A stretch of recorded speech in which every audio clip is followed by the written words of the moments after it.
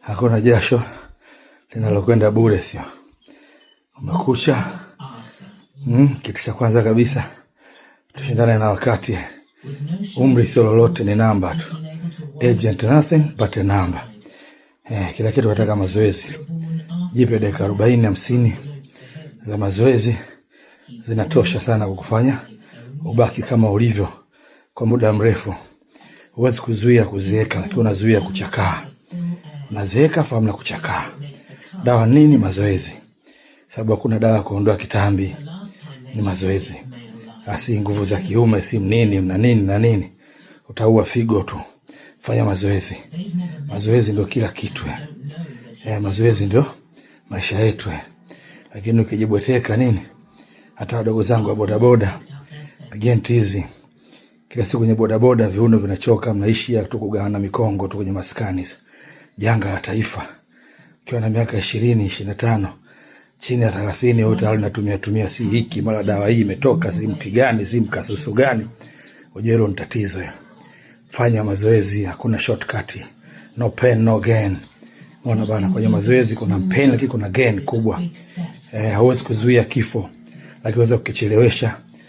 Huwezi kuzuia maradhi, lakini unaweza kuzuia yale ambayo sio lazima kupitia mazoezi tu. Hamna dawa, si eti dawa ya kuondoa mafuta, si kuondoa kitambi, si kuleta nguvu za nini, si nguvu za vile. Baba, ingia kwenye mazoezi tu, jichoshe, jiumize. Hivyo sio H1 Teach1. Hii ni Jumapili njema. Kutoka wapi bwana? Ili poli la twiga sio poli la simba. Iko hivyo. Ndugu zangu wa Tanzania, baada ya ukimya mrefu leo nimeamua kujitokeza hadharani.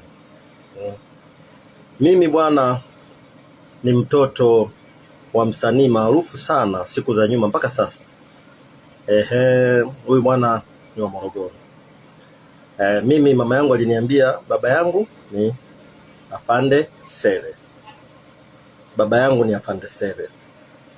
Japo kituangalia haraka haraka unaweza ukahisi kwamba labda naongea uongo, lakini niangalieni tu kwa umakini. Niangalieni tu vizuri. Kwa hiyo mimi ni mtoto wa Afande Sele. Naomba hii taarifa imfikie. Afande Sele. Swala la mvi, ndevu, sijui nini sio tatizo. Mama yangu anasema nilipokuwa mdogo niliugua utapiamlo, nikaugua kwa shakoo, nikaugua na nini wanasema nini, ugonjwa gani ule, ndui. Nikaugua na ndui. Kwa hiyo age yangu ni ndogo mpaka sasa hivi na miaka 24 na miezi kama 6 hivi. Kwa hiyo mnaweza mkasema mbona sasa kama ni mtoto wa Afande, mbona kama anamzidi umri au analingana? Hapana, ni kwa sababu tu ya matatizo ya utotoni. Lakini Afande Sele popote alipo ajue kabisa mimi ni mwanae wa damu. Kama atabisha, basi vifanyike vipimo vya DNA. Na sisemi hivyo kwa sababu labda nina shida sana au sijui na wataniuliza wengine, mbona umekaa kimya muda wote umekaa kimya miaka yote? Ni sawa, inawezekana ukimya umetokana na mama yangu. Nilikuwa namsumbua sana. Mama, niambie baba yangu, niambie baba yangu. Mama akawa anatokea huku anaingilia huku. Lakini kiukweli ndugu zangu, mimi ni mtoto pure kabisa wa msanii wa miaka hiyo, alihiti sana, Afande Sele. Kwa sasa mimi naishi mkoa wa Kagera, kijiji kinaitwa Kamachumu. Asanteni sana.